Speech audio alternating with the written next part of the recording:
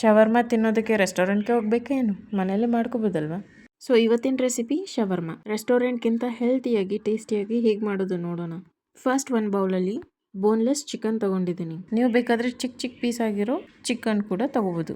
ಅದಕ್ಕೆ 1/4 cup of ಮೊಸರು ಮತ್ತು 1 ಸ್ಪೂನ್ ಶುಂಠಿ ಬೆಳ್ಳುಳ್ಳಿ ಪೇಸ್ಟ್, ತಂದೂರಿ ಮಸಾಲ ಇಲ್ಲಾಂದರೆ ಮ್ಯಾಗಿ ಮಸಾಲ ಹಾಕೋಬೋದು, ಗರಂ ಮಸಾಲ, ಮೆಣಸಿನ ಪುಡಿ ಮತ್ತು ಧನಿಯಾ ಪುಡಿ, ಲಾಸ್ಟಲ್ಲಿ 1/4 ಟೀ ಸ್ಪೂನ್ ಸಾಲ್ಟ್ ಹಾಕಿ ಚೆನ್ನಾಗಿ ಕಂಬೈನ್ ಮಾಡಿ 2 ಅವರ್ಸ್ ರೆಸ್ಟಿಗೆ ಇಡಬೇಕು.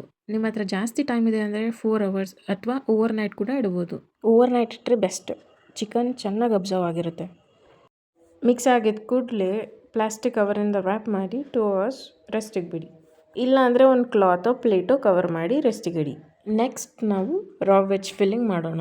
1 ಕಪ್ ಕ್ಯಾರೆಟ್, 1 ಕಪ್ ದಪ್ಪಮೆಣಸಿನ್ಕಾಯಿ, 1 ಕಪ್ ಎಲೆಕೋಸು ವಿಚ್ ಇಸ್ ಕ್ಯಾಬೇಜ್. ಇನ್ನೂ ಟೇಸ್ಟ್ ಎನ್ಹಾನ್ಸ್ ಮಾಡಬೇಕು ಅಂದರೆ ಸೌತೆಕಾಯಿ ಸ್ಲೈಸು, ಈರುಳ್ಳಿನೂ ಕೂಡ ಹಾಕೋಬೋದು. 1 spoon lemon juice, 1/4 teaspoon salt ಹಾಕಿ ಚೆನ್ನಾಗಿ ಮಿಕ್ಸ್ ಮಾಡಿ ರೆಸ್ಟಿಗೆ ಬಿಡಿ. 30 ನಿಮಿಷ ರೆಸ್ಟಿಗೆ ಇಟ್ಟರೆ ಸಾಫ್ಟಾಗಿ ಸ್ಮೂತಾಗಿ ಆಗುತ್ತೆ, ತಿನ್ನೋದಕ್ಕೂ ಚೆನ್ನಾಗಿರುತ್ತೆ. ಇವಾಗ ಬೇಸ್ ರೆಡಿ ಮಾಡ್ಕೊಳ್ಳೋಣ. 2 ಕಪ್ ಮೈದಾ, ಗೋಧಿ ಹಸಿಟ್ಟು ಕೂಡ ಹಾಕ್ಬೋದು, ಬಟ್ ಈಸ್ಟ್ ಹಾಕದೇ ಇರೋದ್ರಿಂದ ನೀವು ಮೈದಾನೇ ಪ್ರಿಫರ್ ಮಾಡ್ಬೋದು. ಮೈದಾ ಯಾಕೆ ಯೂಸ್ ಮಾಡಬಾರ್ದು ಜಾಸ್ತಿ ಅಂದರೆ ಇದರಲ್ಲಿ ಮಿನರಲ್ಸ್ ಇಲ್ಲ, ಅದು ಒಂದೇ ರೀಸನ್, ಇನ್ನೇನೂ ಇಲ್ಲ. 1/4 ಟೀ ಸ್ಪೂನ್ ಸಾಲ್ಟ್ ಹಾಕಿ ಅದೇ ಕಪ್ಪಲ್ಲಿ 1 ಕಪ್ ನೀರು ಹಾಕಿ ಚೆನ್ನಾಗಿ ಮಿದ್ದಿಸಿ ರೆಸ್ಟಿಗಿಡಿ. ಇಲ್ಲ ಅಂದರೂ ಡೈರೆಕ್ಟಾಗಿ ಯೂಸ್ ಮಾಡ್ಕೋಬೋದು. ನೆಕ್ಸ್ಟ್ ನಾವು ಮಯೋನೈಸ್ ಪ್ರಿಪೇರ್ ಮಾಡ್ಕೊಳ್ಳೋಣ. ಒಂದೇ ಮಾತಲ್ಲಿ ಹೇಳಬೇಕು ಅಂದರೆ ಇದೇ ಶವರ್ಮಗೆ ಟೇಸ್ಟ್ ಕೊಡೋದು. ಬ್ಲೆಂಡರಲ್ಲಿ 2 ರಾ ಎಗ್ ಹಾಕಿ, ಎಗ್ ಬೇಡ ಅಂದರೆ ಹಾಲು ಹಾಕೋಬೋದು, ಪನ್ನೀರ್ ಹಾಕೋಬೋದು ಅಥವಾ ಬಾಯ್ಲ್ಡ್ ಎಗ್ ಕೂಡ ಹಾಕೋಬೋದು. ಇದ್ರ ಜೊತೆಗೆ 1/4 ಟೀ ಸ್ಪೂನ್ ಮೆಣಸು, ಚಿಕ್ಕ ಸೈಜ್ ಬೆಳ್ಳುಳ್ಳಿ 3 piece, 2 tablespoon olive oil, ಇಲ್ಲಾಂದರೆ ಗೀನ ಮೆಲ್ಟ್ ಮಾಡಿ 2 ಟೇಬಲ್ ಸ್ಪೂನ್ ಕೂಡ ಹಾಕೋಬೋದು. ಇದಕ್ಕೆ 1 ಟೀ ಸ್ಪೂನ್ ಲೆಮನ್ ಜ್ಯೂಸ್ ಇಲ್ಲ ವೆನಿಗರ್ ಹಾಕಿ ಚೆನ್ನಾಗಿ ಸ್ಮೂತ್ ಕನ್ಸಿಸ್ಟೆನ್ಸಿ ಬರೋ ಗಂಟ ಬ್ಲೆಂಡ್ ಮಾಡಿ. 1-2 ನಿಮಿಷದಲ್ಲೇ ಮಯೋನೈಸ್ ರೆಡಿ ಆಗುತ್ತೆ. ತುಂಬ ಜನ ಶವರ್ಮ ತಿನ್ನೋದನ್ನೇ ಸ್ಟಾಪ್ ಮಾಡಿಬಿಟ್ಟಿರ್ತೀರ.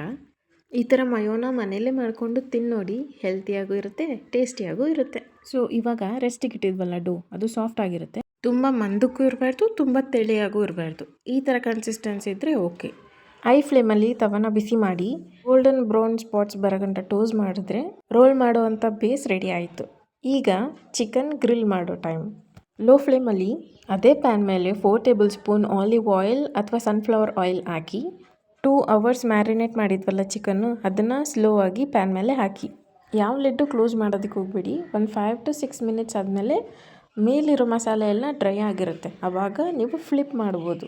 ಈ 250 ಗ್ರಾಮ್ ಚಿಕನ್ ಇದೆಯಲ್ಲ, ಇದರಲ್ಲಿ ಇಲ್ಲ ಅಂದರೂ 78 ಗ್ರಾಮ್ಸ್ ಪ್ರೋಟೀನ್ ಇದೆ. ಪ್ರೋಟೀನ್ ಮಾತ್ರ ಅಲ್ಲ, ಮೆಗ್ನೀಷಿಯಮ್, ಐರನ್, ಜಿಂಕ್, ಸೆಲೇನಿಯಮ್ ಈ ಥರ ತುಂಬ ಇದೆ. ಈ ಥರ ಡೀಪ್ ಫ್ರೈ ಆಗೋವರೆಗೂ ಫ್ಲೇಮ್ ಲೋ ಅಲ್ಲೇ ಇರಬೇಕು. ಔಟ್ಸೈಡ್ ಕ್ರಿಸ್ಪಿ ಇರುತ್ತೆ, ಒಳಗಡೆ ಜ್ಯೂಸಿ ಆಗಿರುತ್ತೆ. ಆಮೇಲೆ ತುಂಬ ಬೇಯಿಸಿದ್ರೂ ಶವರ್ಮಾಗೆ ತಿನ್ನೋದಕ್ಕೆ ಚೆನ್ನಾಗಿರಲ್ಲ. ಈ ಥರ ಒಳಗಡೆ ಜ್ಯೂಸಿ ಆಗಿದ್ದರೆ ಸಾಕು. 1-2 ನಿಮಿಷ ಆದಮೇಲೆ ಕೂಲ್ ಡೌನ್ ಆಗುತ್ತೆ, ಆವಾಗ ಚಿಕ್ಕ ಚಿಕ್ಕ ಪೀಸಾಗಿ ಕ್ರಷ್ ಮಾಡಿ. ಇಷ್ಟೇ ಶವರ್ಮಾ ಕೆಲಸ. ಇವಾಗ ಅಸೆಂಬ್ಲಿಂಗ್.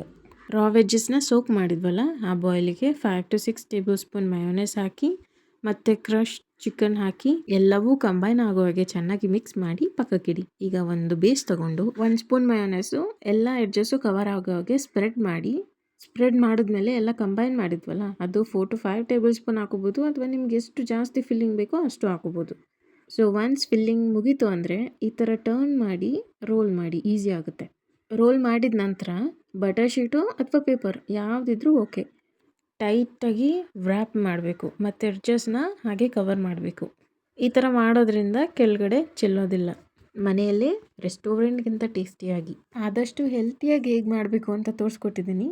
ಖಂಡಿತ ಮನೇಲಿ ಟ್ರೈ ಮಾಡಿ, ಔಟ್ಪುಟ್ ಹೇಗೆ ಬಂತು ಅಂತ ಕಮೆಂಟಲ್ಲಿ ತಿಳಿಸಿ. ಇನ್ನಷ್ಟು ರೆಸಿಪಿಗಳಲ್ಲಿ ಭೇಟಿಯಾಗೋಣ.